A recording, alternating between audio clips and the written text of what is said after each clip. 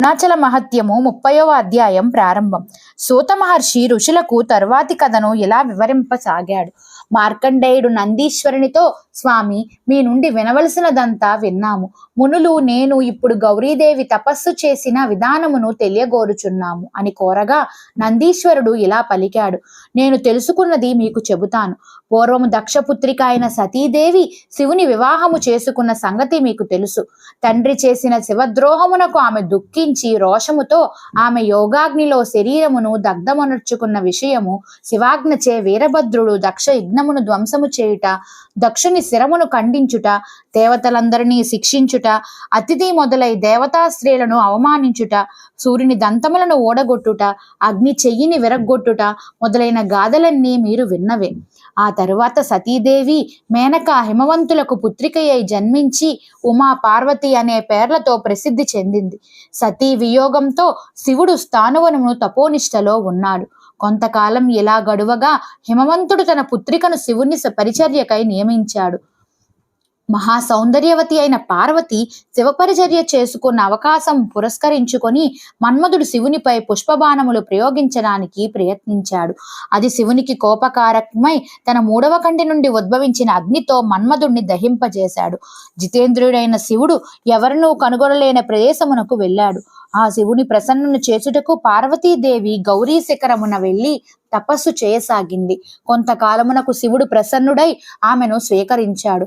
పార్వతీ పరమేశ్వరులిద్దరూ పరమానందంతో రమించుచూ ఉండగా వైదవ్య దుఃఖముతో కుమిలిపోతున్న రతీదేవి పార్వతీదేవిని తన పతి ప్రాణాలకై ప్రార్థించింది.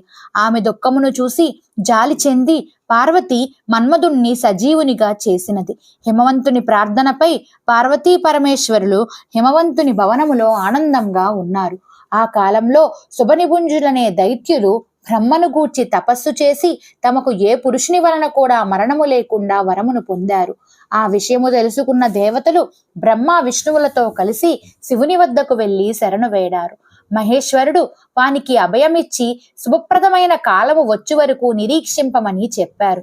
దేవతలను ఇలా పంపివేసి పార్వతీపది యథాపూర్వకంగా పార్వతితో విహరింపసాగాడు. ఒకనాడు పార్వతిని చూసి ప్రేమగా శివుడు ఓ కాళీ అని పిలిచాడు. అప్పుడు పార్వతి శివుని ప్రీతి కొరకు తన నల్లని చర్మమును తక్షమే విసర్జించింది. అది అలా ఆమె స్వేచ్ఛగా విసర్జించిన చర్మము నేలపై పడిన స్థలం మహాకాశి అని క్షేత్రమైనది. ఆ క్షేత్రం మహోన్నత క్షేత్రంగా ప్రసిద్ధి చెందింది. ఆ నల్లని చర్మము కౌశికి అనే పేరుతో వింధ్య పర్వతములో తపస్సు చేయుచున్నది. ఆమె శుంభ నిశుంభులను రాక్షసులను హతమార్చింది. గౌరీ శిఖరములో తపస్సు చేస్తున్న గౌరి ధవలవర్ణము తెల్లని రంగును పొంది శివుని ప్రియుడిని గొలిపి గౌరి తెల్లని రంగు కలది అని ప్రసిద్ధి చెందింది. గౌరి కాలక్రమంలో గర్భము ధరించి గజానన, షడానన, వినాయక, సుబ్రహ్మణ్య కుమారులను కన్నది. ఆగమవేత్తలు ఆ బిడ్డలను బ్రహ్మ విష్ణువులే వారి పూర్వ అపరాధములు శుద్ధి కొరకు గౌరీ గర్భములోకి జన్మించారు అని చెబుతారు. ఆ బిడ్డల తల్లిదండ్రులు ప్రేమలో పెరుగుతూ పరస్పరం ప్రేమగా ఉన్నారు. పార్వతీ పరమేశ్వరులు ఒకప్పుడు వీణానాదముతో మరొకప్పుడు చిత్రలేఖములతో పొద్దుపుచ్చుతున్నారు. ఒకరినొకరు అలంకరించుకుంటూ విద్యా సల్లాపాలు ఆడుకుంటూ విచిత్ర వస్తువులతో ఆడుకుంటూ లోక వృత్తాంతములు చెప్పుకుంటూ విహరిస్తున్నారు. ఒకసారి జలములోన ఈదుచు, ఒకసారి పుష్పములను కోయిచు అనేక విధములైన ఆటలతో అనురాగం ప్రేమ సముద్రములో ఊగుచు హాయిగా ఉన్నారు. వారు మేనకాదేవి చేత పూజింపబడుచు, మైనానుకుని చేత అర్చించబడుతూ మేనకా హిమవంతులకు వినోదం చేకూర్చుతున్నారు.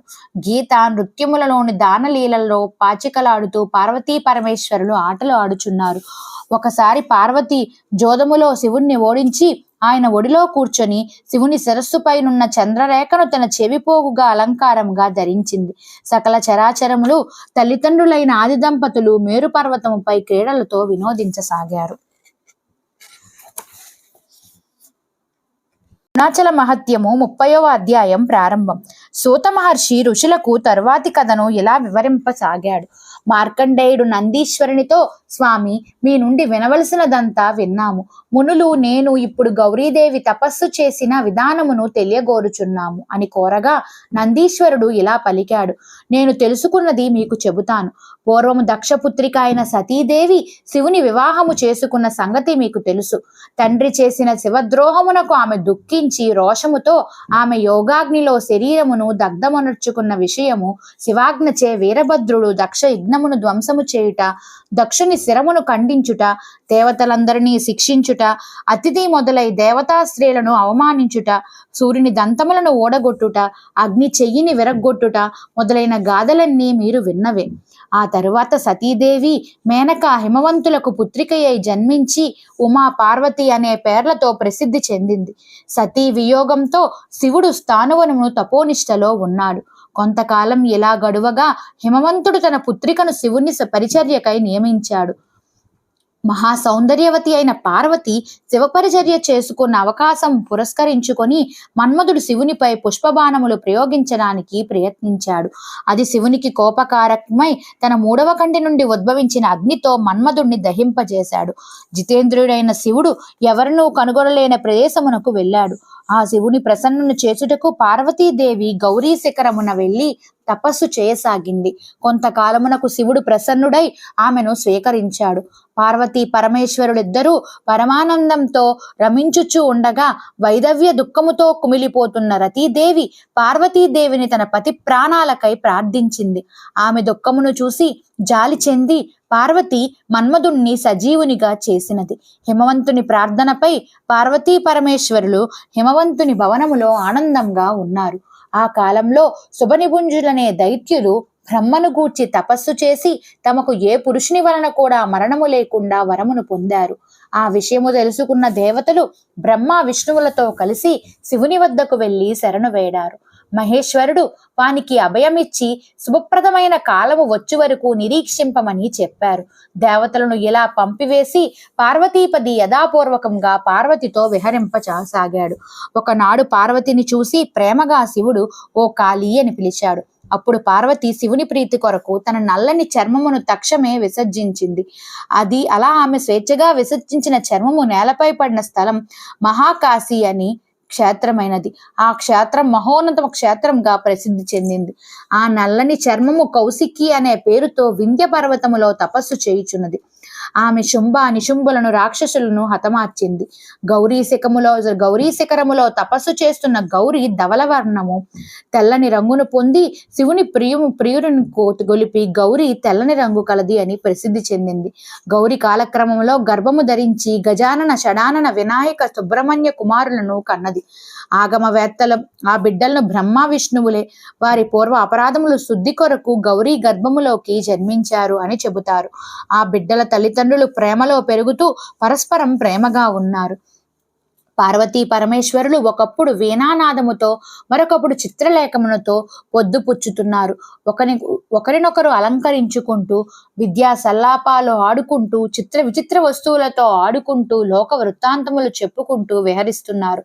ఒకసారి జలములోన ఈదుచు, ఒకసారి పుష్పములను కోయిచు అనేక విధములైన ఆటలతో అనురాగం ప్రేమ సముద్రములో ఊగుచు హాయిగా ఉన్నారు. వారు మేనకాదేవి చేత పూజింపబడుచు మైనానుకుని చేత అర్చించబడుతూ మేనకా హిమవంతులకు వినోదం చేకూర్చుతున్నారు. గీత నృత్యములలోని దానలీలలో పాచికలాడుతూ పార్వతీ పరమేశ్వరులు ఆటలు ఆడుచున్నారు.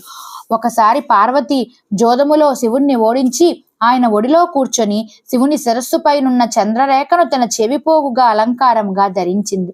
సకల చరాచరములు తల్లిదండ్రులైన ఆది దంపతులు మేరు పర్వతముపై క్రీడలతో వినోదించసాగారు.